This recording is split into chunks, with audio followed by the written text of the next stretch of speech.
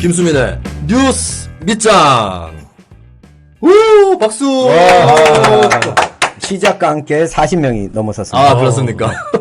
신기하다. 오늘 이 방송 네. 나가면 네. 우리 나의 거취에 대해서 심각하게 한번 고민을 해보겠습니다. 아니 뭐 이창원 대표는 그렇게 고민을 안 하셔도 될 것 같고요. 왜 그래? 본인이 알아서 그냥 어떤 포지션을 알아서 선택하시면 아니 되니까요. 이게 내가 요즘 그 모르면 모른다 그러고. 김수민하고 도매급으로 묶여가지고 누가 어디서? 내가 어디 계속 나는 사실 크게 관심이 없어요 그분에 대해서. 그럼 잘 모른다 해요. 그게 잘 모르는데 여기 나온다는 거 이거 하나만으로 도매급으로 묶였는데 거기다가 지금 아니 이게 김수민은 그냥 송곳으로 찌르는 사람이잖아. 칼로 이렇게 콕콕콕 찌르는데. 난 그렇게 나쁜 사람 아닙니다. 오늘 김경률 회계사님은 네. 칼을 넣어서 비트는 사람이잖아. 쑤셔가지고. 이렇게 비유가 상스러워. 그래가지고 돌리고 있는데, 이거 지금. 상스러워. 아, 참. 아니, 소개도 안 했는데. 네.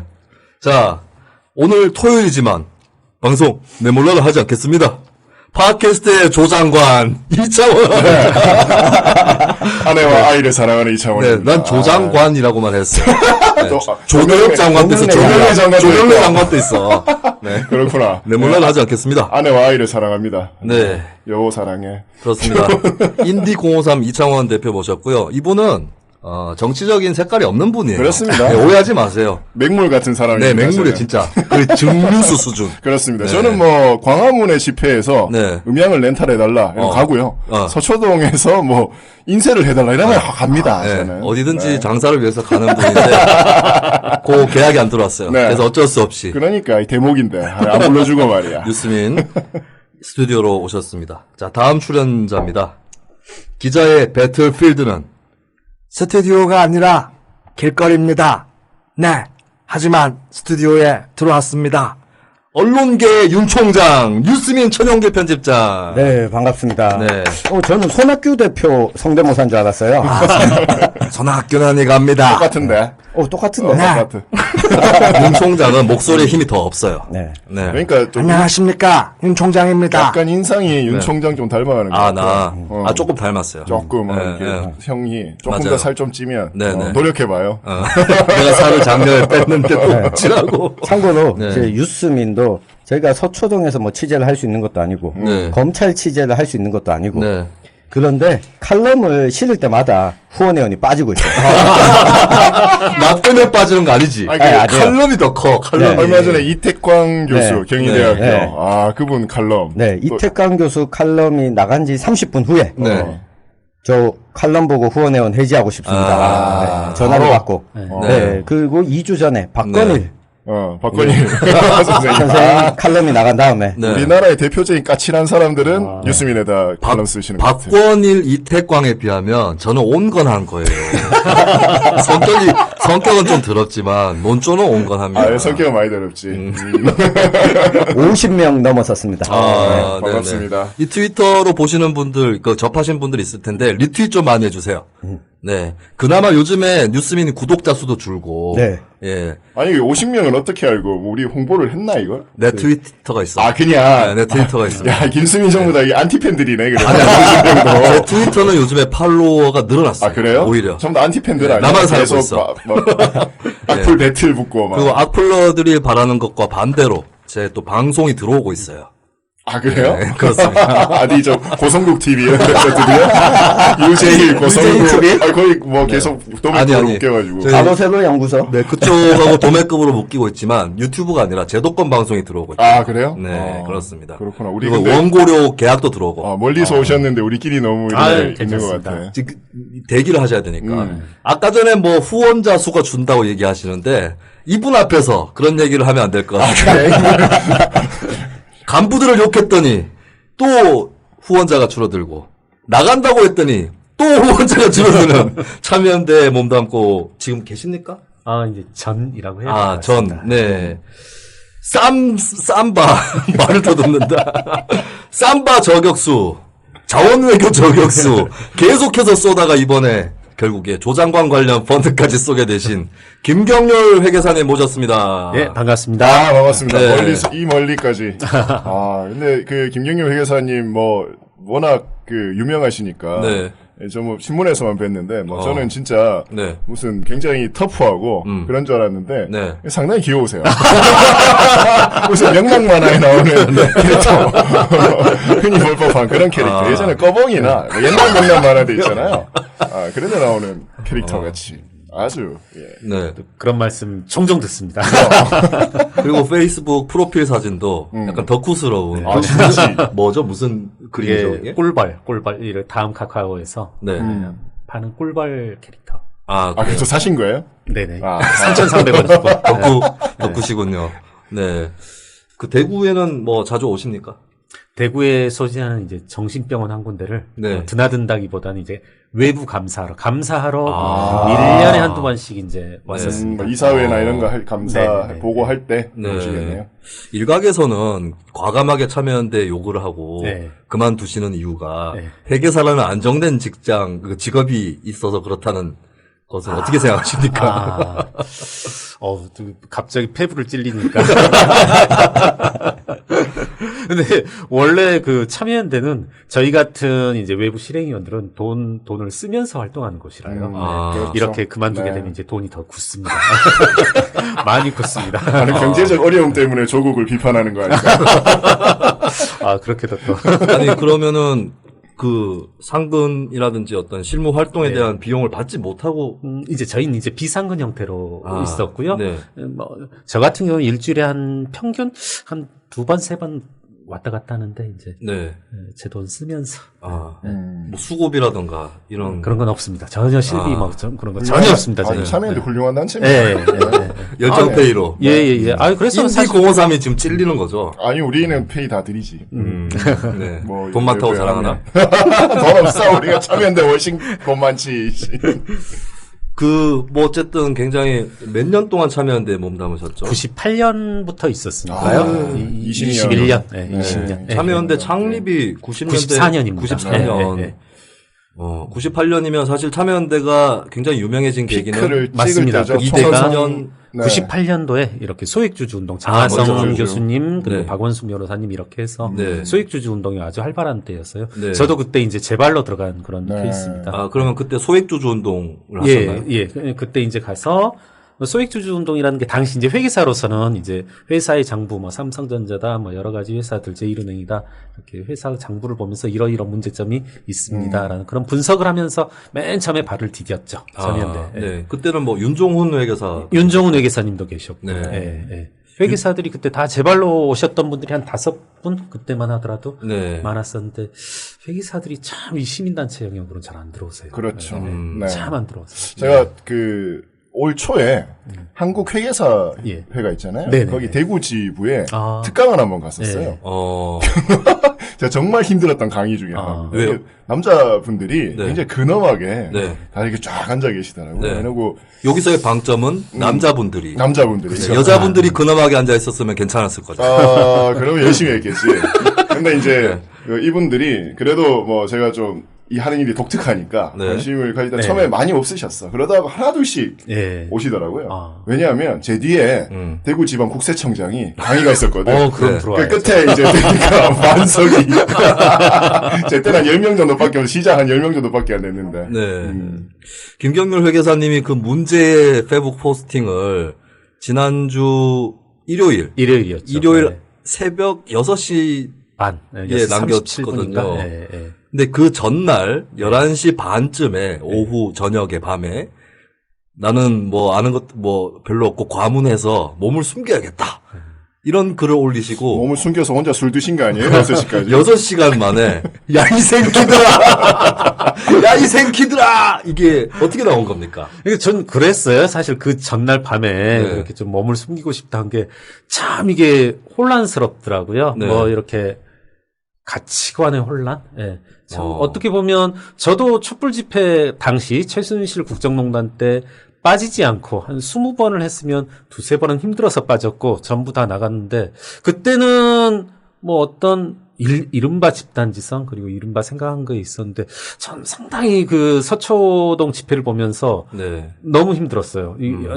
이분들이 나오신 이유는 뭘까? 이 부분을 고민하고 이때는 그런 생각이었어요. 아주 나이브하게 말씀드리면 우리 역사를 공부해보고 할 때도 괜히 이런 데서 드러내서 모습 드러내고 했다가 네. 칼 맞아 죽을 수 있으니까 네네. 야, 이럴 땐 그냥 숨기고 조용히 있자 그런 생각이었는데 이제 잠자고 일어나서 아, 맑은 주무셨어요? 정신이었습니다. 예. 밤새신 건 아니고. 네. 저희는 네. 밤새 술을 드셨습니다. 다들 그렇게 아, 여쭤보신 분들이 저는 술을 드셨다고는 생각 안 했고, 뜬 눈으로 이렇게 지새우시다가, 그렇진 않았고 예, 주무시고 이제 일어나시자. 사실은 이제 처갓집에 갔었다가 자고 네. 일어나서 이제 서울로 출발하기 직전에 이제 한번 쓰고 서울에 도착해서 쓰려고도 생각한 게 또 있었어요. 아, 네. 예, 제목은 너도 조국이다 이렇게 해서 쓰려고 했었거든요. 네. 예, 그런데 이제 처갓집에서 서울로 가는 도중에서 이제 전화벨이 울리기 시작하면서 글 좀 내려달라. 지금 그게 왜 그러냐. 제발 좀 내려달라. 아, 뭔가 사고가 났다. 조선일보에도 나왔다 해서. 네. 참여연대 활동가. 뭐 활동가분들도 전화하고 여러 곳에서 전화가 왔습니다. 그래서 네. 좀 내리면 안 되겠냐. 이렇게 해서. 네. 너도 조국이다. 이건 쓰면 이제, 일단은 쓰면 안 되겠다. 일이 더 커지겠다. 예, 예. 일이 더 커지겠다기보다는 네. 일단 이거부터 맡고 보자. 이거를 감당하고 보자. 뭐 그런 네. 생각이었죠. 뭐 저는 제가 말한 거에 대해서 뭐 회피하거나 그럴 생각은 전혀 없고 네. 지우고 싶은 생각도 없고 일부 언론에서 지웠다는데 약간 오해이시고요. 그대로 놔뒀습니다. 다 왜 제가 지웠다고 책임져야죠.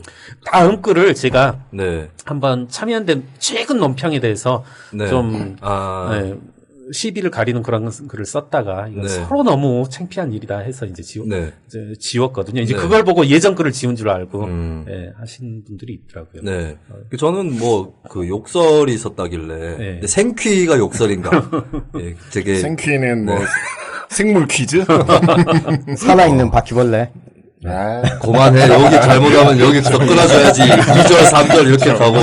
네, 저한테 생퀴라는 단어가 너무 심오하게 다가왔습니다. 그러면은 이제 슬슬 좀 이야기에 들어가야 될 것 같은데, 일단은 사실 김경률 회계사님이 지금까지 다뤄왔던 사안이 한두 개가 아니에요. 네. 삼성바이오로직스 문제뿐만 아니라 MB 자원 외교, 네. 다스 누구 겁니까? 네. 그 다음에 또 뭐가 있었죠?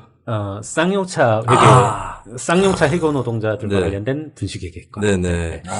그런저런 것들이 있었고, 사실 또 삼성은 한창 현재 진행형이라서, 네. 근데 이따가 또 다루도록 하고요, 삼성 문제는. 일단은 지금 문제가 되고 있는 코링크 피 펀드. 예. 그러니까 뭐 일명 조국 펀드라고 하는데, 사실 조 장관이 뭐 투자를 했다고 하는 그 흔적은 나오지 않았어요. 네. 그래서 코링크 피 펀드에 대해서 좀 얘기를 시작을 그러니까 해보겠습니다. 저희는 뭐 저나 우리 셋은 정리씨 펀드도 어렵잖아. 나 몰라, 그거. 그렇지 뭔지는 모르잖아. 네. 그러니까 이 정말 기초적으로 네. 제가 이 김경률 회계사님 쓰신 것들을 봤는데 네. 야, 거의 조사 빼고는 거의 모르겠더라고요. 너무 복잡한 이 상황이라서. 그 조민 씨가 썼던 그 논문하고 비슷해. 좀 어떻게 설명을, 뭐 전체적인 그림부터 설명을 하시면 될까요? 얘기 그럼 한번 시작을 해볼게요. 네, 네. 좀 여러 이제 질문도 해주시고. 네. 우선은 이런 말씀 한번 드리고 싶어요. 제가 이제 페북에도 계속 썼던 내용인데 네. 사모펀드란 단어를 잊어버리십시오. 이게 자꾸 이제 사모펀드에 집착하시면서 네. 사실은 지금 사모펀드를 외치신 분들의 의도는 뚜렷한 것 같아요. 지금 현재. 네. 사모펀드로부터 이 사모펀드라는 것으로 사모펀드란 포장으로 조범동, 정경심 이제 이 커넥션이 저지른 뭐 횡령, 배임, 주식 차명 보유 이런 것들을 숨기려는 그리고 사모펀드라는 외관이 이런 것들을 처벌할 수 없다라는 그런 이제 논리들을 지금 이제 전파시키고 있거든요. 어제는 이제 국감장에서 이하경 의원이 그에 관해 질문하고 또 이제 은성수 금융위원장도 봤더니 사모펀드에 관한 그와 같은 것을 처벌할 수 없더라. 이런 말들이 나오는데 그게 한창 지금 페북에 그렇죠. 조국 장관 지지자들이 올리고 있는 기사기도 합니다. 그렇죠. 근데 제가 누누이 말씀드리지만 사모펀드는 일단 있자. 그리고 나서 그러니까 왜 잊어야 되죠?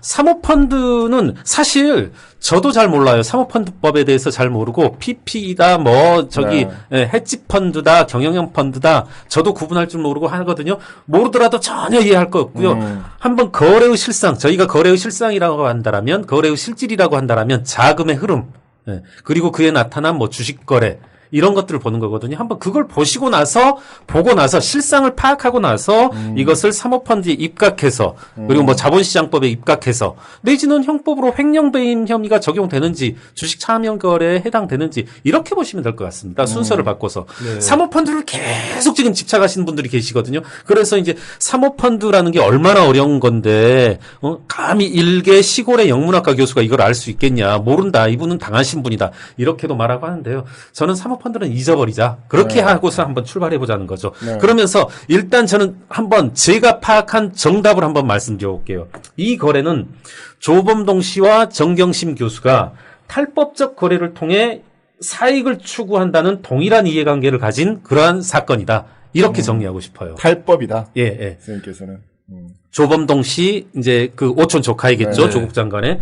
그리고 정경심 여사. 이 두 분이 탈법적 거래를 통한 금전적 이익을 추구한 그런 사건. 이렇게 보시면 될 것 같습니다. 네.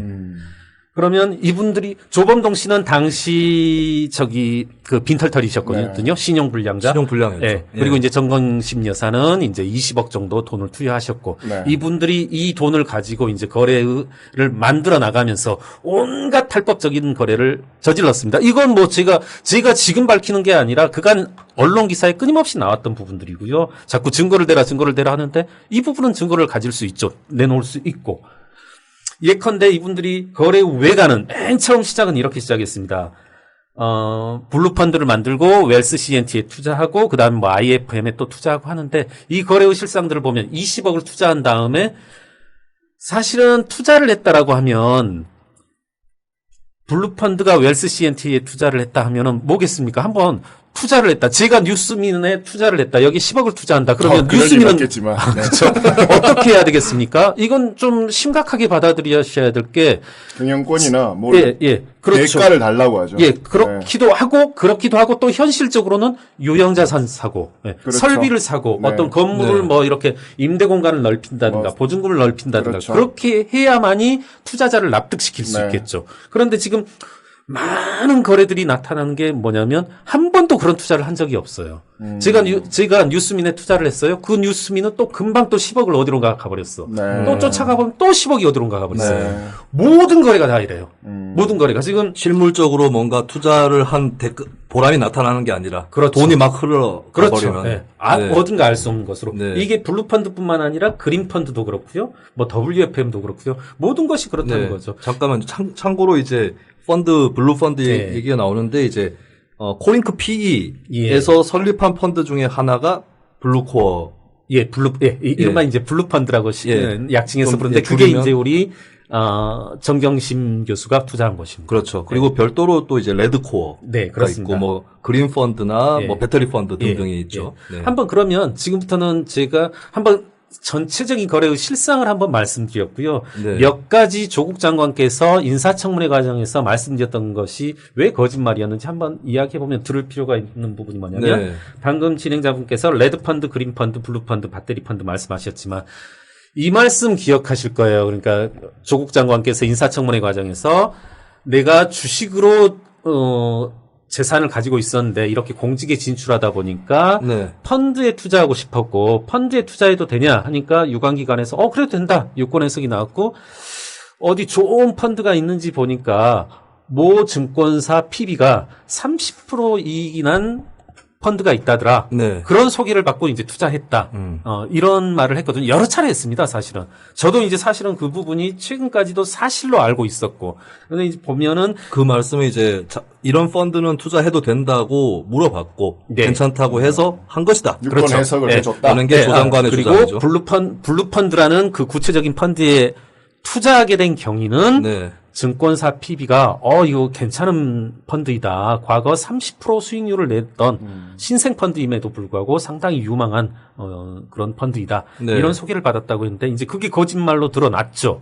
이제 한번 말씀드려보면 이게 뭐냐면 레드 펀드가 맨 처음에 조성됐습니다.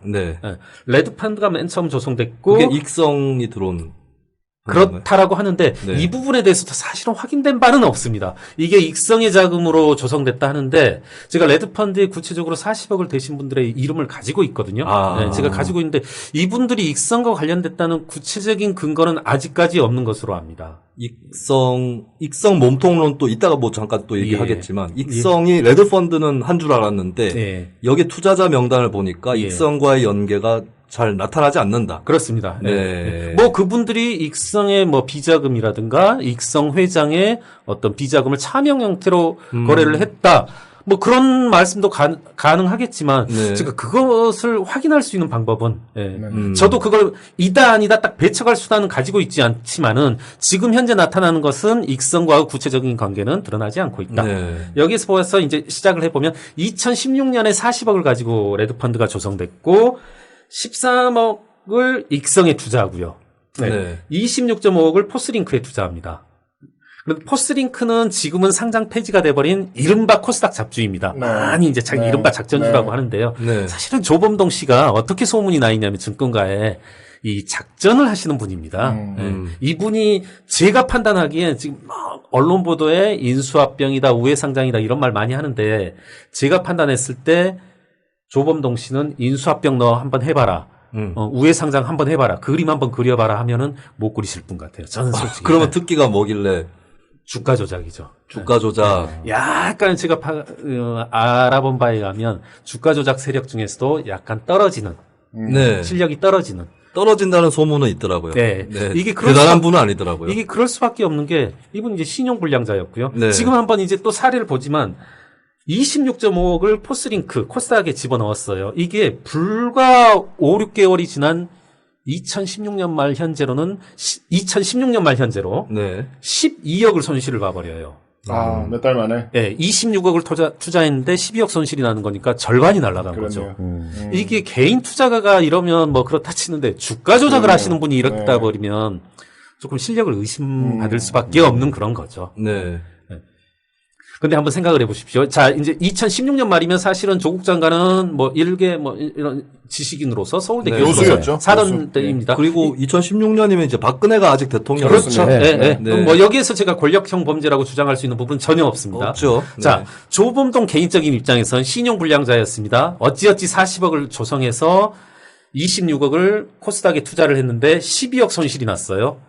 이분들 작전 세력들에게 돈을 투자하는 분들이 그렇게 건전하신 분들은 아니거든요. 일반적으로는 사채업자입니다. 그렇죠. 네. 통칭해서 사채업자라고 해요. 네. 그러니까 이 모든 것들이 저희 같은 사람들은 꿈도 못 꿀 일이긴 맞습니다. 해요. 맞습니다. 작전을 어떻게 꿈은 만들어? 꾸잖아. 꿈. 솔직히 얘기해봐요. 그렇지. 꿈은 꾸잖아. 아니 돈을 벌 꿈을 꾸지 이렇게 벌 꿈을 못 꾸지. 머리가 안 돌아가지. 이렇게 그러니까. 버는 꿈도 한번 우리가 상상의 자유는 있는 거 아닌가? 그러니까 이창호 네, 대표님이 말씀해 주셨지만 네. 방금 어떤 말씀을 하셨냐면 작전 세력과 이렇게 쉽게 만날 우리 수가 선생님과 없어요. 한 번 한 분이 네. 만날 수도 없고요. 제가 돈 가지고 있다고 해서 그 사람들 받아주지도 않고 네. 그런데 제가 돈을 투자했는데 이 사람을 모른다? 있을 수 없는 일이죠, 사실은. 상당히 밀접한 관계이고 동일한 이해관계라고 이야기해도 전혀 이제 무리가 없는 그렇게 거죠. 추정을 네. 할 수가 있다. 그렇죠. 네. 자, 이제 좀 더 가보면 네. 26억을 투자했는데 12억 손실이 났어요. 돈은 아주 사채업자에 준한 분들한테서 조달해서 26억을 투자했는데 12억 손실이 났어요. 정말 이 상황이면 아킬레스건 잘릴 수 있다는 생각해야 돼요. 네. 네. 그렇지 않겠습니까? 네. 26억 갖다 썼는데 지금 현재 손실이 나버렸어. 네. 나는 신용불량자야. 좀 뭐 속된 말로 정말 후달리는 상황인 거죠. 네. 네. 거의 뭐 산에 이렇게 묻힐 수도 있는. 아유, 그렇죠. 네. 예, 예. 얼굴에 막 이렇게 막. 그러니까 저는 바르고 막. 네. 저는 구체적으로 그런 경험을 하지 않았습니다만, 그러니까 이제 코스닥이 여러분 그 주식 투자를 좀이라도 해보셨으면 코스닥에 절대 투자하지 말란 말씀 많이 들어봤을 네, 거예요. 네. 이게 이제 사실은 이렇게 혼탁해진 게 이와 같은 이제 사채 자금, 그에 준하는 자금들이 어마어마하게 들어와서 아. 맨날 작전하고 네. 상패되고 뭐 우회 상장한다 이런 장난들이 오갔기 때문에 일반인은 절대 들어가지 말라 하는 곳이 이제 그런 이제 코스닥이거든요. 그러면 이제 제가 이제 한 사례를 이게 왜 회계사들조차도 저희 주변 저는 이제 회계법인 큰 빅펌에선 떠나왔습니다만은 코스닥 같은 곳 이제 감사하다 보면 술자리에서 후배들 이야기해요. 이번에 정말 사채업자들이 위협하더라. 그리고 찾아왔다 실제로. 뭐 그런 회계사들한테요. 그럼요. 이런 분들이거든요. 네. 이제 이런 분들 돈을 갖다 썼는데 이제 손실이 나서 이제 상당히 위험한데 여기서부터는 좀 이제 믿을 수 없는 일들이 벌어집니다. 2017년 5월경에 조국 장관이 이제 민정수석에 취임하고 네. 2017년 10월에 우국환이란 분이 음. 뭘 해주냐면 아까 제가 익성에 13.5억을 투자했다고 했죠. 이 레드 펀드에서 네네네. 익성으로. 네. 네. 그러니까 포스링크는 계속 약간 회복됩니다만 손실을 결코 회복하지 못해요. 그래서 결국 10억 정도 결국은 손실이 나는데 뜬금없이 익성 주식을 40억에 사줍니다. 오국환 회장이. 13.5억이니까 3배에 달하는 가격에 사주는 거죠. 네. 이거 비상장 주식이거든요. 그리고 2017년엔 실적이 더 나빠졌어요. 음. 그럼에도 불구하고 주식을 3배에 달하는 가치로 이제 사주는 거죠. 네. 그 시점이 언제죠? 그게 이제 2017년 10월 그리고 조국 민정수석이 취임한 이후. 그러니까 그 13.5억 원, 13억 5천만 원을 투자한 건 2016년 16년인데 8월경이고 40억을 사주는 거는 시점은 2017년 10월. 네, 민정수석에 취임하고 난 다음 난 거죠. 다음. 네. 네. 우국환 씨가 이와 같은 혜택, 어마어마한 혜택을 준 게 이거 한 번뿐만이 아니에요. 네. 2018년 3월로 가면 공시상으로는 3월입니다. WFM이라고 하는 상장 주식을 120만 주를 그냥 줘버려요. 120만 주면 경영권까지 그러네요. 포함한 거거든요. 어디에서 어디로. 우국환 회장이 가지고 있던 네. WFM 주식 120만 주를 코스링크에 줘버립니다. 네. 무상으로. 사실상 무상으로. 보상으로. 네.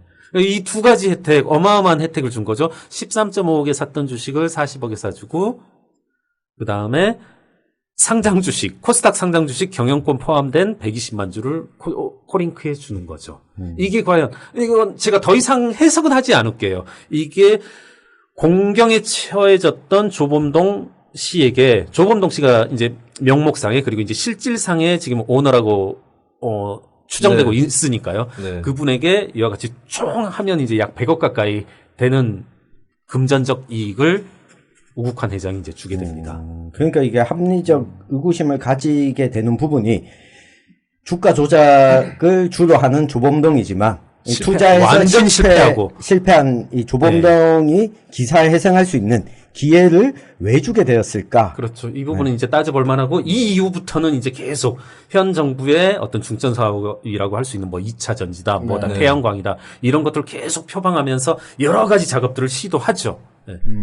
이 이상, 이제 여기까지가 제가 파악한 내용이고, 이제 객관적 팩트. 이 이상은 이제 저로서도 알 수 없는 영역. 네. 이건 어떻게 보면 검찰의 수사가 풀어내야 될 부분이 아닌가라는 생각이 들고요. 한번 그러니까 이제 마지막 팩트 체크 의미에서 조국 장관께서 민정수석으로 취임할 당시, 그리고 블루펀드에 투자할 당시에는 네. 30% 이익을 낸 펀드는 없었다. 그렇게 되는 거죠. 네. 네. 조국 장관이 블루펀드에 투자할 당시, 정확히는 이제 정경심 교수가 블루펀드에 투자할 당시에는 역으로 그 문제의 레드펀드는 약 마이너스 30% 손실률을 보일 때였던 거죠. 네. 그래서 과거 30% 수익률을 냈기 때문에 거기에 투자했다. 이건 거짓말이 되고요. 이렇게 말할 수는 있겠죠. 마이너스 30%짜리 펀드가 있었고, 그 펀드를 보고 정경심 여사가 투자를 했다. 그게 이제 팩트인 거죠. 그럼 이제, 어떤 이해관계를 가졌기에 이제 그와 같은 펀드에 투자했느냐. 이건 네. 이제 따져볼 만한 영역이 될 것 같습니다. 이 코링크피 펀드의 이제 창립 과정을 보면 처음에 예. 이제 익성 회장이 예. 지시를 했다. 2015년 9월에 예. 설립이 추진된 것으로 보인다. 예. 그래서 2016년 2월에 설립이 됐다. 예. 그래서 이러한 것부터 시작해서 그런 이유로 예. 이제 소위 얘기하는 예. 익성 몸통론이 예. 나오고 있는데요. 뭐 어떻게 여기서 익성은 뭘 하는 회사인가요? 익성은 현대자동차의 네. 1차 벤더입니다. 그러니까 제가 다스 때도 이제 여러 곳에서 이제 이야기를 했었는데 네. 현대 기아차의 1차 벤더 정도 되면 사실 한 엄청나죠? 준재벌이라고 네, 해도 됩니다. 엄청나죠. 우리 그렇죠. 나라에서. 일차니까. 네. 네. 그래서 좀 괜찮은 회사이고요. 제가 봤을 때는 익성은 그 자체로 한번 괜히 여기랑 안 엮였으면 한번 상장해볼 여지가 있지 않았을까. 사실은 그 회사의 어떤 사업 전망을 보고 포스코 하나 KB펀드도 이제 2014년도에 투자를 하거든요. 네. 이 회사의 불행이라면 조범동과 관계된 이모 부회장을 이제 영입하는데 그러면서 오히려 꼬여버린 거 아닌가. 아. 제 생각이 정상적인 경로로 갔으면 익성은 제가 봤을 땐 상장에 큰 어려움이 없지 않을까. 네. 내지는 아까도 말씀드렸지만 이런 회사들은 상장에 큰 이해관계를 가질 필요가 없습니다. 네. 네. 그렇죠. 이 그냥 편하게. 그럼요. 하다가 돌아가니까. 간단하게 예, 사실은 기업 공개라고 하는 게 반드시 좋은 그렇죠. 것만 있냐? 네. 뭐 이렇게 생각해 볼 수도 있죠. 우리 가족이 이렇게 4명이라면 이 회사 익성이라는 회사를 가지면서 4명이 이렇게 꾸준히 잘 먹고 잘 살 수 있는데 상장을 해버리면 공모의 과정을 거쳐서 500명, 1000명, 10,000명 이제 주주로 오게 되고 그렇죠. 시도 때도 네. 없이 전화 오고 야 이거 너희들 주총장에 와서 뭐 때문에 이렇게 썼냐 간섭받을 수도 있기 때문에 오히려 저 같은 경우 유망한 기업이라면 그리고 이분들이 자금 수요가 없다라면 뭐하러 상장하냐 뭐 이런 것도 있을 수 있는데 제가 봐서는 이제 그런 욕심이 있었겠죠. 익성이라는 회사도 상장을 하면 아무래도 공모가 되게 되면 돈이 더 들어오게 그렇죠. 되니까 그런 욕심에 따라서 이때 이제 제가 만약에 익성의 회장이라면 조범동 씨와 관계된 그 이모 부회장이 들어온 게 어떻게 보면 어떤 천추의 한일 수도 있겠다. 지금 상황에선 그런 생각이 기존 듭니다. 사주하고 그 새로 들어온 부회장은 좀 구별해서 볼 필요가 있다. 그렇죠. 예. 그분이 이제 이모 부회장이 이런 걸 이제 자꾸 들쑤시고 네. 이런 일련의 과정 뭐 우회 상장이다 뭐다 이런 것을 이제 일종의 펌프시를 시킨 거죠. 네. 그래서 다시 돌아가서 우리 진행자분께서 말씀하신 것 2016년 2월에 이제 제가 알기로는 익성의 회장이 이와 같은 코링크를 만들려고 했다. 사실 저도 그 녹취록을 봤는데요. 네. 이게 그렇게 해석하자면 해석할 수 있지만 그 문구만을 주고 그 문구만을 주고 해석하라고 하면 이게 제가 그 문구는 정확히 이제 제가 기억을 못 하는데 그 문구가 코링크를 만들라는 뜻이었냐 하면은 그건 아닐 수도 있어요. 다른 걸 의미할 수도 있어요. 너무 약간은 그걸 보고 그렇게 해석할 수도 있지만 반대로 이게 무슨 그런 의미냐. 뭔가를 그냥 하라, 설립하라 이런 말을 하거든요. 그래서 꼭 그런 말일 필요가 있는가 하는 생각이 들고 또 하나는 뭘 말씀드리고 싶냐면 이 부분 하나만 말씀드리고 최근 많은 녹취록이 풀리고 있는데 네. 제가 이런 말씀 한번 드릴게요. 자꾸 코스닥에 투자하지 마라 이런 말을 하는데 코스닥 주변에 이런 이제 주가 조작하시는 분들, 손장난 하시는 분들, 저도 이제 많이 회계사이다 보니까 그분들의 의뢰, 주연하는 분들의 의뢰에 의해서 회계사로서 이제 업무 용역을 하게 되는데, 저는 많이 겪어보게 된 결과, 절대 그 사람들 말, 숨 쉬는 거 말고는 이제 믿지 말라고 하거든요. 지금 이분들은 숨은 믿을 수 있나? 이거 믿을 수 있나? 지금 이분들 녹취록이 많이 돌고 있는 것으로 알고 네. 있습니다. 각종 네. 언론들이 이분들하고 인터뷰를 하고 녹취를 따고 하는데, 가만 보면은 지금 한번 생각해 보십시오. 이분들 이제 주요 피의자 내지는 참고인으로 이제 출석하시는 분들인데 어떤 말들을 하겠냐는 거죠. 자신한테 유리한 말들을 하거든요. 그리고 과거는 얼마든지 왜곡하는 분들이고. 네. 이분들 특성상. 그래서 제가 봐서는 최근에 나온 말들, 최근의 녹취록들 중에는 믿어서는 안 된다. 절대 새겨들어야 된다. 필터링을 하고. 이분들이 지금 이제 그런 말씀들을 하잖아요. 코링크는 익성이 설립한 거고 익성의 이해관계에 의해서 쭉 설계되어진 것이다. 네. 그분들은 그렇게 하면 자신들의 재고가 덜해지고 네. 그런다는 걸 아니까 자신들이 생각하는 모범 답안이 뭔지 아니까 말하는 것이기 때문에요. 네. 제가 봐서는 최근의 녹취록들은 이분들 입으로 나오는 최근의 녹취록들은 절대 믿으면 안 된다. 새겨들어야 된다. 이런 본인은 빠져나가기 위한 그렇죠. 그런 구멍을 파는 네. 것이 들어갈 네. 수도 있다. 사실은 그분들 이제 녹취록을 보면 이제 네. 약간 실소를 금치 못하는 부분이 끊임없이 이제 모 방송들을 이제 계속 청취를 해요. 네.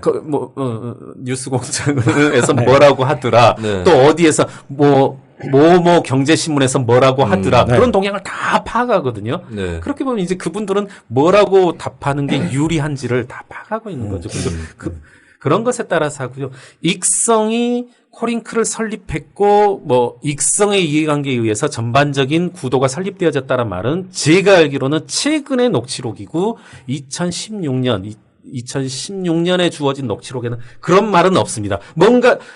회장님이 설립하라고 하신다. 이런 말은 분명히 있어요. 네. 회장님이 계획대로 진행하시랍니다. 이런 말은 있는데 그 말이 과연 코링크를 의미하고 코링크를 중심으로 한 우회 상장 과정을 의미하는지는 저로선 의문이다.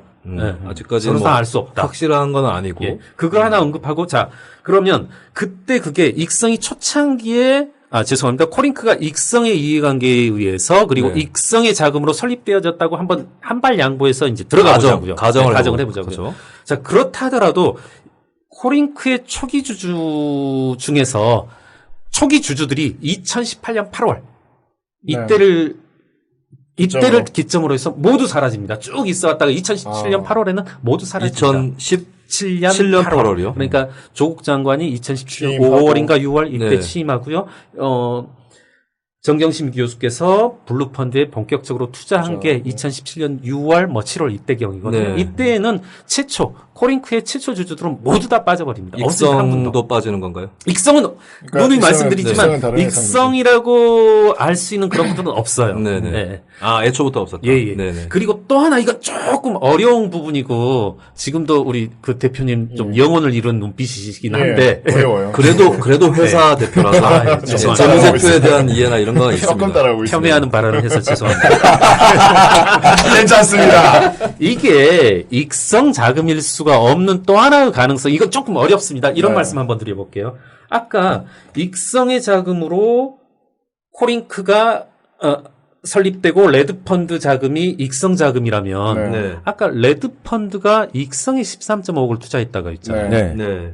익성 돈으로 익성 주식을 샀네요. 그렇죠. 이거면 제가 아는 범위 내에서 제가 최근 자본시장법은 보지 못했지만 이건 불법 거래입니다. 네.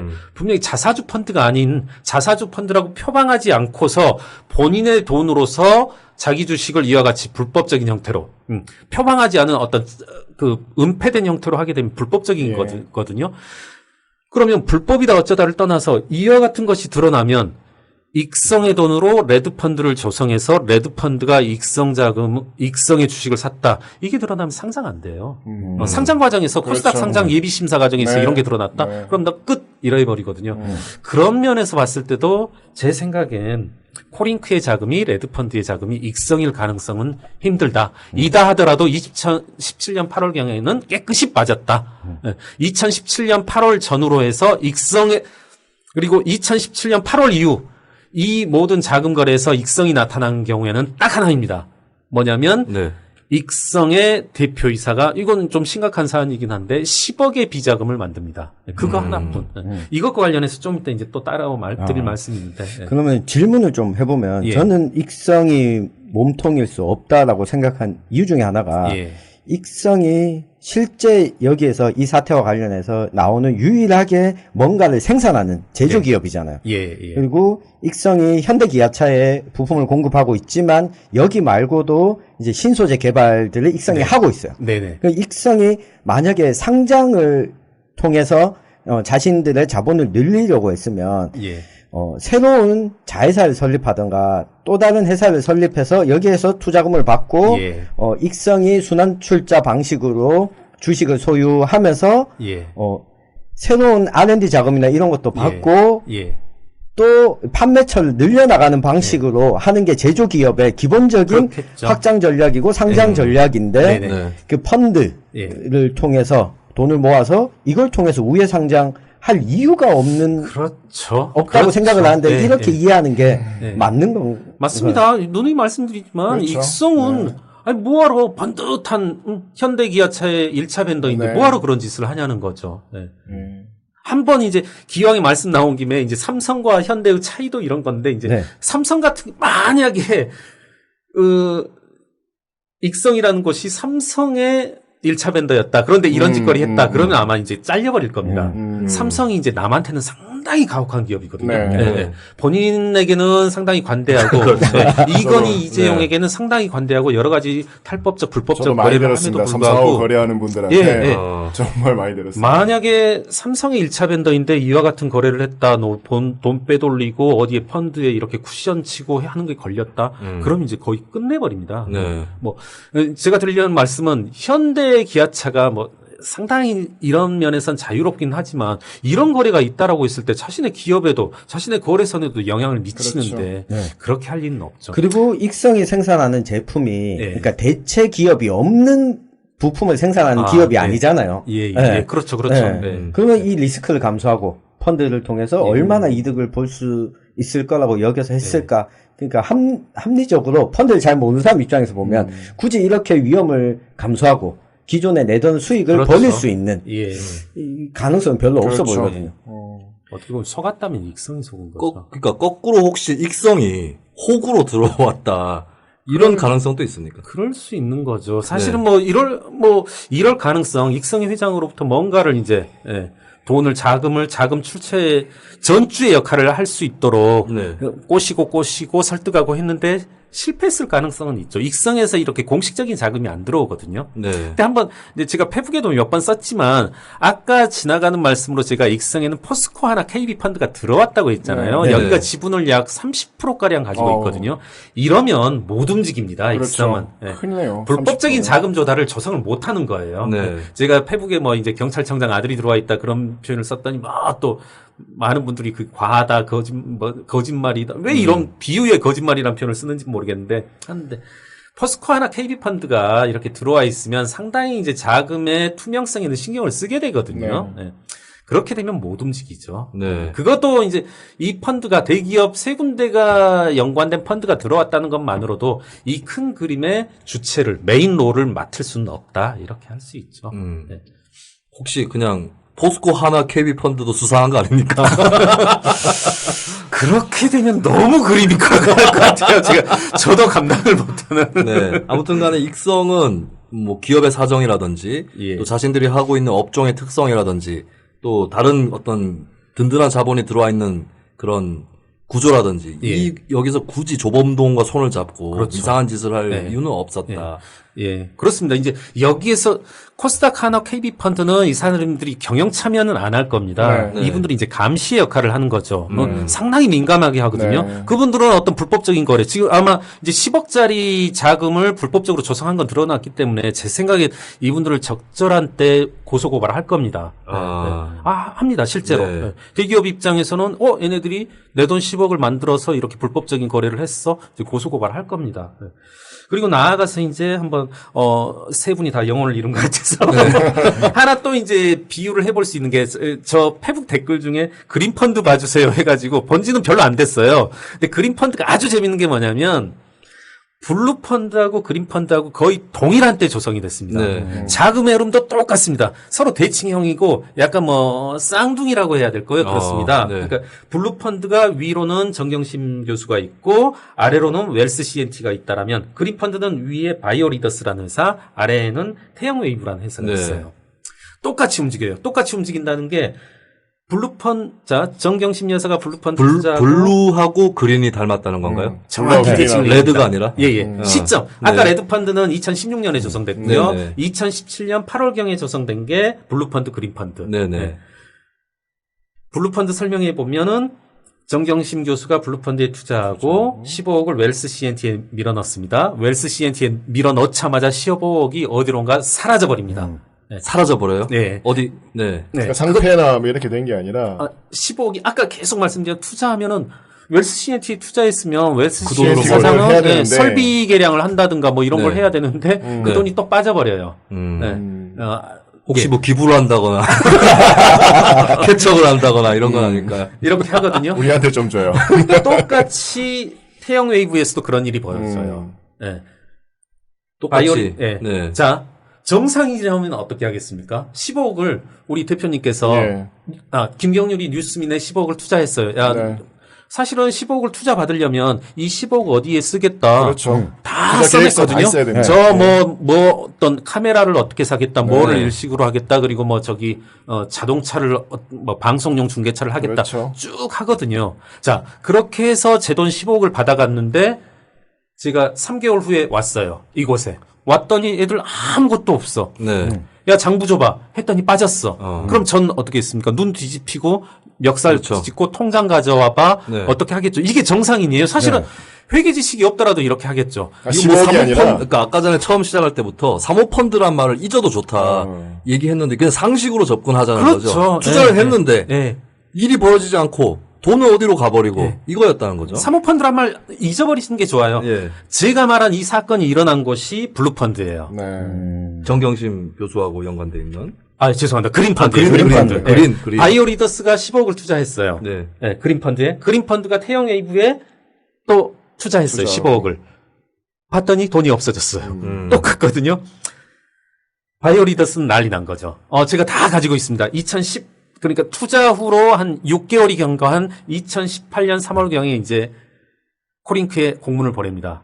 빨리 내놔. 돈 네. 돌려놔. 돈 돌려주라고 이제 합니다. 투자금 회수를 네. 하는 어디에서 코링크로? 바이오리더스가 바이오리더스에서? 10억을 투자. 그러니까 네. 대칭을 이루는 블루펀드로 생각해 보면 정경심 교수가 코링크에게 네. 코링크 조범동 씨에게 야 빨리 10억 내놔. 나 너 못 믿겠어. 너 이놈 새끼 10억 투자한다고 어디 뭐 한다고 내가 10억 줬더니 지금 돈이 다 어디로 날아가 버렸지. 네. 정확히 벌어지고 이제 사단이 나고 계속 공문이 오갑니다. 우리 15억 너 돌려줘야 되는데 코링크 입장에서 뭐가 아직 안 팔리네. 뭐가 네. 어떻게 됐어. 중국 사업을 해야 되는데 중국 사업에서 약간 지장이 있어. 이렇게 하는데 이게 이제 정확히 서로 대칭을 이룬다라면 그런 말들이 이제 모두 이제 거짓말이 되는 거죠. 정경심 교수는 알 수 없었다. 어디에 투자했는지 알 수 없었다. 똑같은 그린펀드는 어떻게 알 수 있었냐는 거죠. 그린펀드는 계속 다 줍니다. 코링크가. 네. 우리 어디에 투자했고 그 태영웨이브의 통장 내역까지 다 줍니다. 음. 결국 그러니까 이제 또 알게 됐던 거고. 네. 그렇지 않겠습니까? 투자한 사람 입장에서는 야 빨리 너 얼른 유스민 통장 가져와. 네. 내가 15억 꽂았는데 15억 어디에 써 있는지 볼게. 가져와. 당연히 줘야 되고요. 그래서 받았고 그린펀드에서는. 그래서 이제 난리가 났는데 그러니까 이게 다 거짓말이라는 거고 한겨레가 이제 이틀 전에 이제 폭로했어요. 이것을 보다 더 구체적으로 드러내는 네. 거.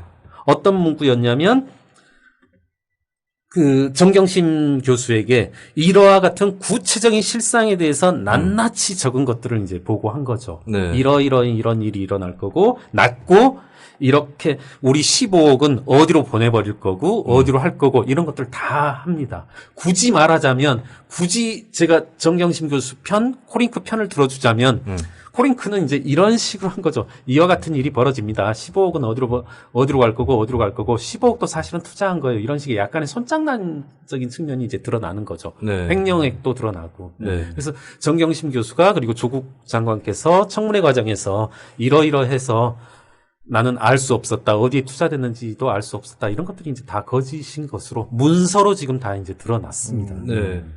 그 되게 특이한 사건이 하나 벌어지는데요. 예. 예. 그 조국 장관 처남 집에서 예. WFM에 실물 증권이 그렇죠. 12만 주가 발견이 됩니다. 실물 실물증권이란 게 뭡니까 도대체?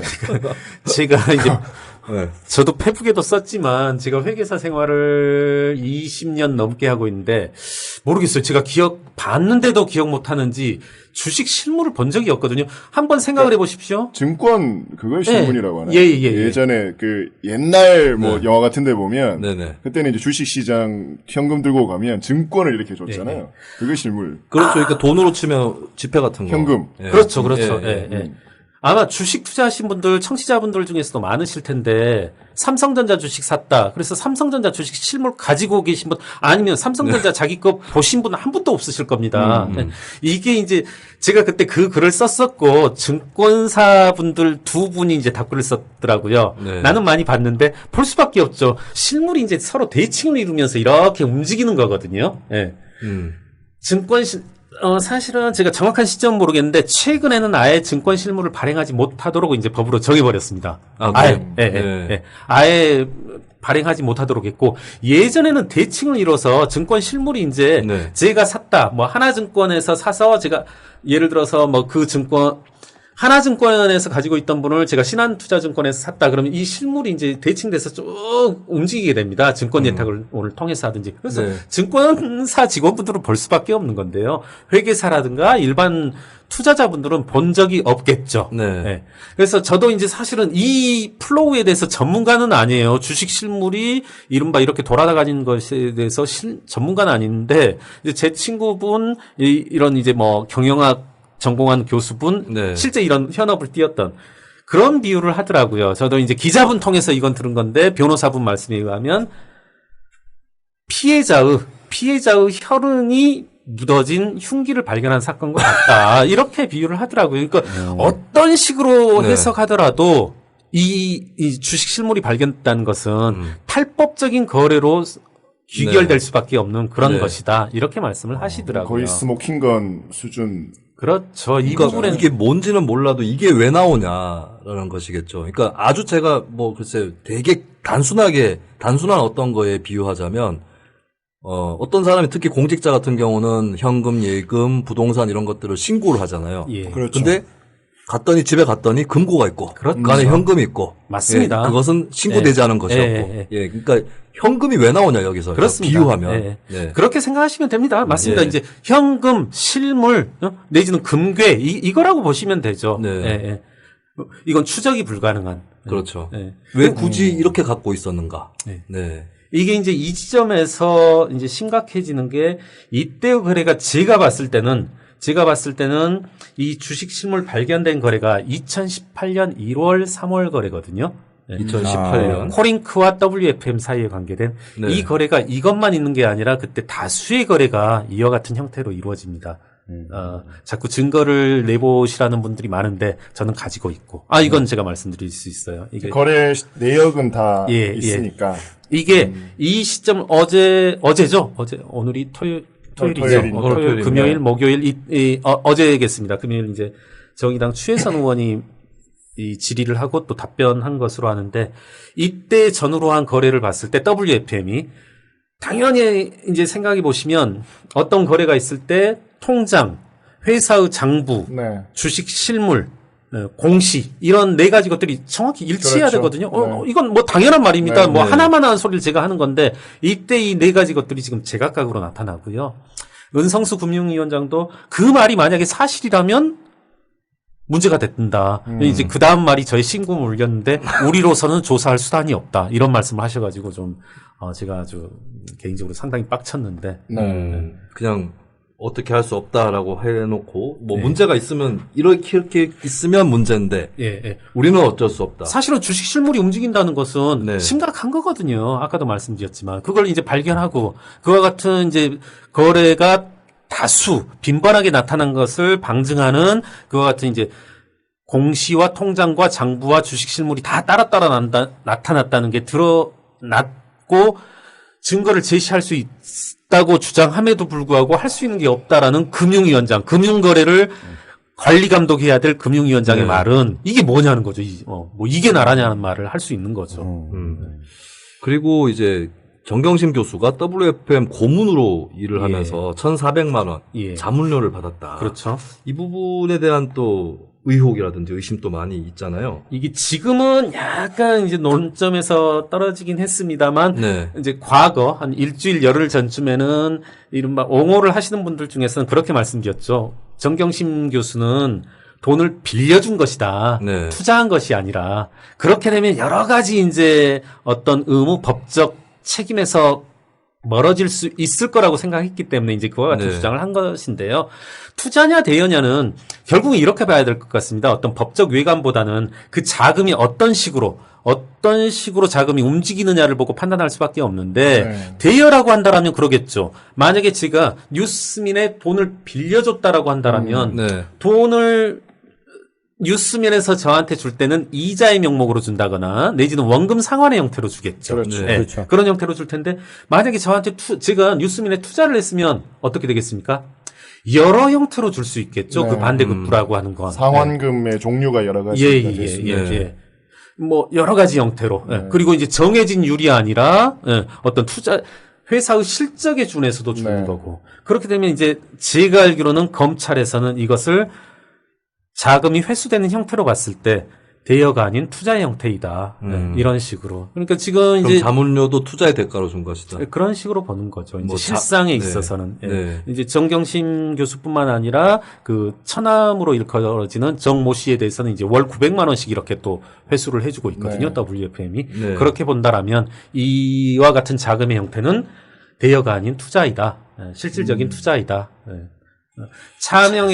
차명의 형태로 이루어진 주식 투자이고 실제적인 이제 여러 가지 공직자 윤리법이라든가 자본시장법에 저촉이 될 수 있는 그와 같은 거래이다 이렇게 보는 것으로 알고 있습니다. 그러면 이 모든 이제 여기까지는 뭐 회계사님께서 예. 이 페이퍼 혹은 네. 확실한 증거, 네. 뭐 자금의 흐름으로 예. 추적을 하셨던 예. 결과이실 그렇습니다. 거고 그러면 이제 여기에서 과연 지금의 이 일반 사람들의 핵심은 예. 관심의 핵심은 조국 장관이 이 모든 것을 알고 있었냐, 관여가 되었냐 네. 이거잖아요. 예. 그 부분은 저도 어떤 식으로든 확신시켜 드릴 수는 없을 것 같아요. 그러시죠. 저도 아는 바가 없고. 네. 그리고 저는 냉정히 말한 그 부분에 관심도 없고. 예. 제가 알 수 없는 부분을 제가 뭐라고 확신시켜 드릴 수 있겠습니까? 다만 지금 문제가 되고 있는 정경심 교수의 이와 같은 투자 형태에 대해서 두 가지 것은 짚고 넘어가야 될 것 같습니다. 네. 자본시장법과 공직자윤리법. 이 두 가지는 짚고 넘어가야 될 것 같은데요. 어제 이제 제가 국회 정무위에 열리는 과정을 쭉 한번 봤는데 민주당의 이학영 의원께서 이제 인성수 금융위원장에게 질의를 하고 질의 답변의 요지는 그랬던 것으로 알고 있습니다. 이와 같았다 한들 정경심 교수가 투자자라서 이와 같은 것을 했다 한들 자본시장법에 위배됩니까? 아니다. 공직자윤리법에 위배됩니까? 아니다. 뭐 여러 가지로 법적 외관을, 법적 외피를 법적 적용을 이제 피해갈 수 있는 것처럼 대답을 했는데 저는 과연 그게 그렇게 볼 수 있는 문제인가? 아까 제가 굳이 말씀드렸던 게 다시 한번 반복하자면 사모펀드라는 외관을 벗겨놓고 보자라고 했거든요. 분명 그렇게 된다라면 조범동 씨와 정경심 교수를 중심으로 한 이와 같은 자금 흐름에 있어서는 끊임없이 어떤 흐름이 나타나고 있냐면 자금의 횡령 배임이 나타나고 있단 말입니다. 실질에 있어서는. 그리고 아까 앞서 보셨다시피 자금의 거래 형태도 차명 보유의 혐의도 이제 나타나고 있고. 그리고 이제 결정적으로는 예컨대 공직자윤리법이다. 이 부분에서 어떤 로직이냐면 법 위반은 했을 때 처벌 규정은 없다. 실제로 우리 법들에 그런 규정이 많거든요. 저희 세법에서도 법은 위반했을 때 그에 따르는 처벌 규정이 없는 경우가 있어요. 그래서 이건 문제가 되지 않는다라고 하는데 이건 제가 봤을 때 상당히 위험한 논리라는 생각이 듭니다. 그렇죠. 예, 예. 법 위반이 있다라면 그에 따른 이제 처벌 규정이 없다라도 명백한 거죠. 예. 지금 이제 자꾸 공직자윤리법 이런 것들이 있고 하는데 그런 식으로 빠져나가는데 이건 좀 무리지 않나. 그러니까 그 이야기를 들으니까 제가 최근에 제정된 법 중에 근로기준법에 추가된 직장갑질 금지법 예, 예. 또 보면 이 직장갑질을 근절하는 데 대한 이렇게 하지 마라는 있고 이렇게 조치를 해야 된다는 있지만 처벌 규정은 없어요. 예. 그렇다고 해서 이걸 어긴 사람에 대해서 우리가 공직자나 예. 여기에 대해서 야 너 처벌 규정은 없기 때문에 처벌은 받지 않아도 되기 때문에 문제가 없다라고 이야기하진 않잖아요. 이건 너무 이거 너무 낙관적인 시각이고요. 예, 예. 그러니까 또 다시 이제 예, 돌아가면 그러니까 뭐 회사들이 뭐 여러 개가 지금 나오고 있습니다. 예, 뭐 예, 우리가 잘 모르는 예. 회사들이니까 일반적인 상황은 전혀 지금 아닌 거. 그렇죠, 그렇죠. 절대 예. 있을 수 없는 예, 예, 일이고. 정경심 교수는 그러면 이 모든 과정들에 대해서 직간접적으로 알고 있었거나 예. 관여를 했다거나 거기에 이익을 받거나 혹은 손해를 받거나. 그렇죠. 예. 네. 예. 제가 봤을 땐 그런 것들이 모두 다 사실로 보여집니다. 보여진다라는 말씀이시죠. 그거 그리고 예. 여기에서 근데 이제 좀 핵심적인 거는 예. 저는 조국 장관이 예. 그렇다라고 하면 이 모든 것을 알고 묵인을 했거나 예. 혹은 전혀 뭐 몰랐을 수도 있고 예. 한 부분인데 일단 여기에서는 김경률 회계사님은 좀 그건 뭐 회계사님 알 수 없는 부분이니까 여기서는 좀 비켜나 계시는 거고 그죠? 그러니까 예. 그러니까 조국 그렇게, 교수가 예. 알고 있냐, 알았냐, 몰랐냐. 전 이 부분은 모르겠습니다. 네, 다만, 이와 같은 형태의 정경심 교수의 주식 차명 보유 현황. 이것들은 공직자윤리법의 위반이라는 거죠. 위반이다. 예, 예. 네. 본인, 재산 그러니까 신고에서 그렇죠. 그렇습니다. 맞습니다. 네, 예. 그러니까 예를 들면 이제 정경심 교수가 처남한테 3억을 대출을 해줘요. 근데 처남이 이제 2억을 더해가지고 5억을 이제 코링크피 예. 주식을 보유를 합니다. 근데 이게 빠져 있어요, 이런 것들이. 예, 예, 예, 그렇습니다. 예, 그리고 아까 얘기했던 실물증권 그게 6억 정도입니다. 12만 주거든요. 그렇습니다. 그 부분도 드러나지 않고 뭐 또 있어요. 뭐 코링크피에서 123만 주 매각을 한 적이 있었는데 그때 조범동 부인인 이모 씨가 예. 또 그걸 가져가거든요. 근데 그렇습니다. 그게 이제 정경심 교수의 만약에 뭐 차명 재산이라거나 이런 경우에는 이제 이런 것들이 다들 그 사실 조국 장관은 사실 투자를 하진 않았죠. 근데 배우자가 했던 거기 때문에 이게 만약에 숨겨진 재산이었다면 신고돼야 되는 거고 그렇죠. 신고가 빠지면 조 장관 또 책임을 져야 되는 부분이에요. 그렇죠. 맞습니다. 배우자의 예, 예. 재산도 이게 가장 가벼운 죄가 아마 재산 신고에 관련된 걸 예, 거예요. 예. 요번에 혐의 중에서. 예, 네. 맞습니다. 예, 예, 예. 그래서 제가 봤을 때는 이거에 대해서 여러 가지 형태로 이른바 실드를 치고 하는데 쉽지는 않을 것이다. 네. 예. 이 정경심 교수의 혐의에 대해서는 제가 개인적으로 봤을 때는 빠져나가기 힘들다. 그간에 사실은 이 코스닥판에서 이와 같은 범죄 행위는 빈번하다면 빈번합니다. 네. 그와 같이 빈번한 어떤 범죄 행위가 권력 최고 실세와 연관되어서 벌어졌다는 게 불행하다면 불행한 거죠. 네. 그리고 WFM이라는 업체가 예. 그 전에는 영어 교육 관련한 업체였던 그렇습니다. 거죠. 예, 그거는 어떤 의미를 가진다고 보십니까? 그러니까 이제 이른바 여기에서 이제 사실은 말씀을 이제 이런 생각 못했던 부분이긴 한데 이런 말씀 한번 들어볼게요. 이제 제가 오히려 청취자분들께서 코스닥과 관련된 상식 차원에서 제가 계속 한번 말씀드려요. 코스닥은 절대 투자하시지 말아야 되는 영역인데 그 투자하지 말아야 되는 이유 중에 하나가 그럼 지금부터 말씀드려 볼게요. 이런 회사를 WFM이란 회사 같은 것을 이제 그 이전엔 회사 이름이 달랐던 것으로 합니다만 이제 셀이라고 합니다. 셀 껍데기 네. 껍데기라고 하고 네. 이제 펄은 뭐냐면 2차 전지 뭐 이렇게 제가 이렇게 셀을 아주 싼 값에 산 다음에 네. 여기에다가 2차 전지다 이렇게 아주 팬시한 네. 방송이니까 섹시한이란 말은 못 네, 쓰게 네, 되니까 그런 걸 이제 쓰셨어요? 갖다 붙이는 네, 거죠. 네. 네. 네. 그렇게 해서 이제 이거 돈을 몰리게 하고 이거 가지고 이제 장난을 쳐서 주가 조작을 한다든가 아. 네. 이런 게 이제 전형적인 형태거든요. 그러니까 네. 20억에 사가지고 이걸 부풀리고 야 우리 뭐 무슨 사업해 한번 약간 웃지 못할 일이 뭐가 있는 게 제가 이름은 좀 까먹었는데 이런 식의 소문을 퍼뜨린 적도 있어요. 우리가 2차 전지 관련해서 존 케리인가? 예. 네, 미국의 미국의- 대통령 후보였죠. 예, 예. 네. 이분과 관련된 걸 이게 공신지 뭔지 하는데 제가 드리려는 말씀은 이런 분들의 특징은 뭐냐면 끊임없이 자신들의 인연, 여러 가지 네트워크 그리고 기술력을 자신이 실제 가지고 있는 것보다 이제 부풀리기 마련이거든요. 네. 예. 인연 강조하는 사람들은 대부분 다 사기꾼들. 그렇죠. 예, 예.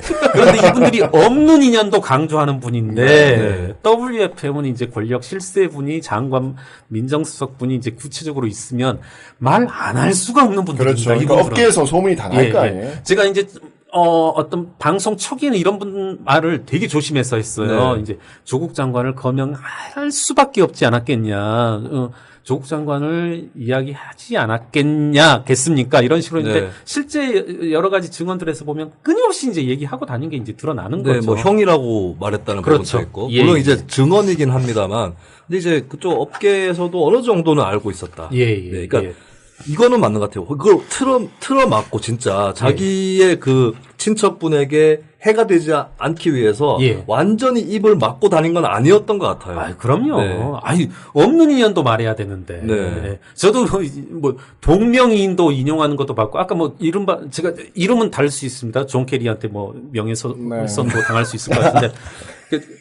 저도 실제로 정결이 맞는 것 같아요. 돌아다니시는 그런 분들도 봤어요. 예. 삼성의 어떤 실세 중 한 분인 이모수 이런 분들을 동명이인이더라고 실제 코스닥에. 아니 제가 예, 그분 이모수 씨. 이름을 끊임없이 이야기하고 다니는 작전 세력 봤어요. 나중에 보니까 이제 동명이인이더라고요. 아, 동명이인으로. 네. 이분들이 이제 아까 이렇게 이분들 입장에서는 항상 이 작전 세력들은 내지는 이제 뭔가 그림을 그려보려는 분들은 네. 맨 처음에 시작하는 것은 이제 셀이죠. 네. 왜냐하면 네. 싼 값으로 해야 되니까. 네. 그걸 갖다가 이제 자신들이 생각하는 아주 팬시한 주제들을 이제 갖다 집어넣고 이걸 네. 뻥튀겨서 이제 차익을 남겨서 이제 하는 그런 세력인데 WFM이 이제 그런 거죠. 영어 네. 사업이. 왜 하필이면 영어였을까? 아, 그건 싸니까. 네. 싸니까 하는 거죠. 정경심 제 교수의 특기. 제 생각엔 하고는 그것과의 상관없고. 연관은 네. 좀 무리일 것 같고요. 네. 끊이면 사실은 그분들 입장에서는 코스닥에 보면 항상 찾아다닙니다. 네. 항상. 네. 네. 내일 모레 상패될 것 같아도 살아다닙니다. 네. 일단 뭐라도 해볼 수 있으니까. 음. 그리고 이분들이 결국은 이 살 때도 이른바 이제 LBO라고 하고 무자본 인수라고 하는데요. 네. 무자본 인수 합병이라고 하는데 자기 돈 갖다 안 안 드리고, 합니다. 네. 네. 사채 시장에서 네, 지금 네. 이제 이런 정황들도 나타나거든요. 네. 사채 시장에서 돈 끌어다 이걸 사서 붙여서 이렇게 하는 건데 전형적인 그런 형태죠. WFM도. 네. 제가 WFM 관련해서 한 가지 분노했던 게 뭐냐면 원래 영어 관련 업체였던 예. 것이 바뀌는 과정에서 예. 기존 직원들이 구조조정 당했다. 예. 네. 그 제가 화가 나는 것은 이 논란 초창기에 민주당 몇 명 의원이 예. 공직자에게 사모펀드를 장려해야 되는 일이다. 시장 경제에서 장려해야 되는 일이다라고 했는데 그 조장관은 몰랐다고 칠 수 있어요. 뭐 치는데 그 돈이 돌아다니면서 결국에 누군가의 자리를 빼앗고 구조조정하는 그 예. 결과로 갔거든요. 그러니까 맞습니다. 좀 예. 이제 김수민 진행자께서 좀 정확하고 제가 좀 말씀을 드리려고 싶은 부분인데요. 네. 전형적인 사례가 또 기룡전자이죠. 기룡. 네. 기룡전자가 사실 이런 식으로 황폐화됩니다. 이렇게 이른바 기업 사냥꾼들, 자식이 돈 한 푼도 안 가지고 있으면서 이제 기업을 인수합병하려는 그런 사람들이 이제 기룡전자를 무자본으로 인수하고, 무자본 인수했다는 게 한번 이렇게 하는 겁니다. 절대 따라하지 마십시오, 청취자분들. 뭐냐면 돈 하나도 없이 네. 기룡전자를 일단 사요. 네. 무슨 돈으로? 사채꾼들한테 돈을 빌려서. 네. 그 다음에 사채꾼한테는 돈을 어떻게 갚냐? 기룡전자가 가지고 있는 예금, 적금, 네. 땅 이런 걸 자산들. 팔아서 네. 해버리는 겁니다. 네. 자, 회사 황폐화되겠죠? 회사가 가지고 있던 보통 예금들, 자금들, 설비 자산 다 없어집니다. 그러면 기룡전자의 직원들은 뭐 하겠어요? 다 구조조정되고 해고되고 할 수밖에 없는 거죠. 제가 사실은 조금은 어제 국감장에서 모 의원을 통해서 간접적으로 전달하려고 했던 사항도 이겁니다. 네. 이번 사건을 기화로 해서 조금 코스닥 자본시장이 깨끗해졌으면 좋겠고, 이와 같이 불행한 일들이 코스닥 시장에 투자한 소액주주들뿐만이 아니라 그 회사에서 종사했던 노동자들은 아무것도 없이 길거리에 나앉게 되거든요. 기룡전자 그거 얼마나 불행한 사건이었습니까? 그렇죠. 네. 네. 이거 저는 구조적으로, 저는 개인적으로 그래요. 이 사건 뭐 빨리 수사를 마쳐라 민주당 의원들이 말하는데요. 저 오래 했으면 좋겠어요. 지금 이 사건에 개입된 주가 조작 세력 그리고 전주들 제가 보더라도 많이 있거든요. 네. 조금 가급적 오래 했으면 좋겠어요. 철저히 발본수색원 해줬으면 좋겠어요. 왜? 네. 왜냐고 저한테 물어본다라면 아까도 말씀드렸지만 이런 분들 코스닥에 어마어마하게 많거든요. 이와 같은 작전 세력분들. 네. 조범동 씨 같은 분들 많습니다. 이분들이 매년 코스닥을 가지고 장난을 치고요. 끊임없이 장난을 치고요. 그렇기 때문에 내일 모레 상폐될 것 같은 뭐 잡주, 이른바 코스닥 잡주들도 살려고 하는 거고, 그거 가지고 한 번이라도 더 튀겨봐야 되니까. 네. 이분들이 우리들의 삶을, 노동자들의 삶을 황폐화시키는 이상은 저는 끝까지 좀 발본색원 해줬으면 좋겠다. 네. 이분들 이런 말을 했다고 해요. 최근에 녹취록을 제가 한번 봤는데, 그분들 말 중에서 제가 아까 숨만 쉬면 거짓말을 한다고 했는데, 유일하게 한번, 이 말은 믿을 수 있다라고 생각한 게, 이제 그 세력 중에 이제 종범들 이런 말을 했다고 하는데, 네. 조범동이 1심은 뭐 실형 나올지 모르나, 네. 20년 집행유예 나옵니다. 이런 말을 했다고 해요. 네. 네. 제가 봐선 이건 진실이다. 그분들이 말한 것 중에서. 네. 사실은 이분들 실형 사는 경우도 없고요. 다 빠져나가거든요. LBO를 과거에는, 지금 그렇지 않습니다만 무자본 인수합병을 과거의 대법 판결문에 이런 표현까지 썼었어요. 선진적 금융기법에 의한 인수합병이다. 네. 그래서 무죄 나오고 한 적도 있거든요. 실제로. 사실은 재무관리 체계 보면 LBO라고 하는 것이 이제 선진적 금융기법이다. 이렇게 말하기도 합니다. 네. 그런데 제 생각엔 정말 코스닥의 어떤 소액주주들 그리고 어떤 공장에서 현장에서 생계를 끌어나가는 그런 노동자들의 삶을 일순간에 피폐화시킬 수 있는 이와 같은 범죄 행위가 엄단되어져야 한다. 네. 예. 제도적으로 좀 개혁해야 그렇습니다. 될 만한 예, 것들이 예. 많이 있겠네요. 예. 그리고 말씀 나오길 이제 네. 제도적 개혁으로서 사실은 왜 요즘은 이제 과거에 이른바 진보 세력, 양심 세력이라고 하는 그런 말들을 민주당에서 이렇게 해줬었는데 자한당에서 이제 그런 말이 나오더라고요. 어제 좀 슬펐습니다. 솔직히 전. 네. 자한당 의원이 이와 같은 무자본 MA에 대해서 계속 빈번히 나타나는 네. 무자본 인수합병에 대해서 구조적으로 접근할 수 있는 대안을 마련해라. 이런 말들도 나왔고 정말 이제 참 꼭 상대방이 잘못을 해야 네. 그렇죠. 그런 해법을 예. 찾으라 그러고 자기들이 다시 정권 잡으면 안 하고. 예. 그러면 지금 여기까지는 어차피 검찰도 다 알고 있을 상황들 그렇죠. 것 같네요. 예, 예. 뭐 여기까지는 나왔을 거고 전망을 해보시면 정경심 교수는 뭐 이제 회계사님 판단하시기에는 예. 여기에 직간접적으로 다 관여가 아, 되어 있기 그렇습니다. 때문에 제가 봐선. 예. 빠져나가기가 힘들 예, 것 예. 같고 이제 저는 그러니까 일반 사람들의 관심은 예. 자 그렇게 돼서 과연 지금 이 사안이 이 사태까지 끌고 올 정도로 그러니까 장관 하나의 자리를 뛰어넘은 이게 사회적 현상 내지는 뭐 그렇죠. 엄청난 사건이 예. 되어버렸잖아요. 그러니까 여기까지 왔는데 이 1달락을 빨리 뭐 어떻게든 돼야 될 것 같은데 예. 그럼 조국 장관은 과연 여기에 연루가 됐나 아니면 앞서 말씀하셨듯이 이제 공직선거법 정도로 이제 끝이 날 것인가? 예. 그럼 과연 이게 법무부 장관이라고 하는 직을 수행 못할 정도로 엄청난 또 일이로 예.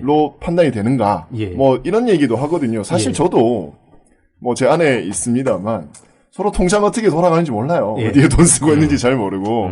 그러니까 몰랐을 수도 있을 것이다. 예. 라고 판단이 되는데 그냥 회계사님의 그냥 생각을 좀 듣고 싶어요, 판단을. 저 개인적인 생각은 이래요. 네. 그러니까 저만큼 또 최근에 막 이런저런 반론, 너가 뭐 상당히 배웠다는 분들, 뭐 시민단체의 제가 몸담은 참여연대의 임원분들한테도 이런 반론을 들었는데 너 그럼 조국한테 돈이 갔다는 증거 가지고 있냐? 네. 이런 질문을 전 많이 듣습니다. 이제 참여연대 임원분들서부터 이제 페이스북에 댓글로까지 이제 많이 듣는데 한번 이런 말씀 드리고 싶은 게 정말 우리 이른바 조국 국면에서 우리나라 인사청문회 기준이 이렇게까지 내려간 적이 있는가. 예. 저는 이 정도 혐의가 드러난 이상은 내지는 개인적으로는 사건의 초기 국면에서 조국 장관은 퇴임하는 게 맞지 않았나 싶고요. 지금 현재 이와 같은 구체적인 혐의가 사모펀드의 실상이 드러난 상황이라면 뭐 모르겠습니다. 저는 이렇게 말씀드리고 싶어요. 이게 어떤 실정법을 위반했다 안 했다를 떠나서 정경심 교수가 실제로 구속되냐 안 되냐를 떠나서 이 정도 혐의가 드러났다라면 난 사퇴하는 것이 맞다. 그건 제가 판단이시니까요. 장관이더라도 만약에 이제 몰랐어요, 아무것도. 예. 근데 이런 사실들이 밝혀졌다.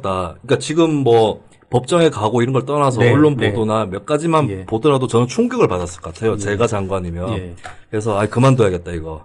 그리고 사실 가정이 유지될지도 자기 모르게 했었다면 예. 굉장히 화가 그러니까 노무현 전 대통령도 이제 가족이 시계를 받은 것 때문에 화가 나셔서 또 악플 달리겠네. 망치로 시계를 깬 거 아닙니까? 예, 예. 예. 난리 저는 그러니까 나는 거지. 노무현 조국을 비교하면 안 된다고 보는 거예요. 예, 예. 네, 그거는 조국 장관한테도 좋은 일이 아닙니다. 예. 그렇게 비교하는 거는. 그리고 저는 그 생각이 들던데, 그러니까 재산을 투자를 하는 거는 몰랐을 수 있다. 다만 그렇지만 이 조국 장관이 민정수석에 가게 되면서 이 재산을 신고하게 되잖아요. 예. 네. 공직자 재산 신고하게 그렇죠. 되면서 이걸 펀드로 옮겨갔다라고 이야기를 했고, 그러면 이 재산이 정경심 교수가 형성한 재산일 수도 있고 조국 장관이 형성한 재산일 예. 수도 있는데 결국에는 본인 돈이 이런 식으로 흘러갔다라는 걸 변호사분들 네. 중에서는 그렇게 접근하신 분도 있는 것으로 압니다. 네. 실질적으로 이게 네. 조국 장관의 재산이므로 제가 사실 사실관계는 따지지 네. 못했거든요.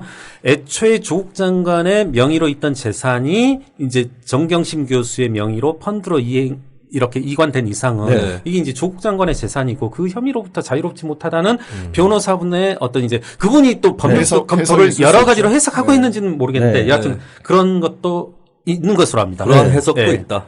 또 하나 저는 아쉬운 게 뭐냐면 이거 역시 이제 법이 불법이냐 합법이냐 따지시는 분들이 많으니까 이게 불법인지 여부는 모르겠습니다만은 조국 장관께서 이와 같은 실상에 대해서 알았을 시점은 상당히 빨랐을 것으로 생각됩니다. 전혀 몰랐다 하더라도 인사청문 과정에서는 알 수밖에 없었다.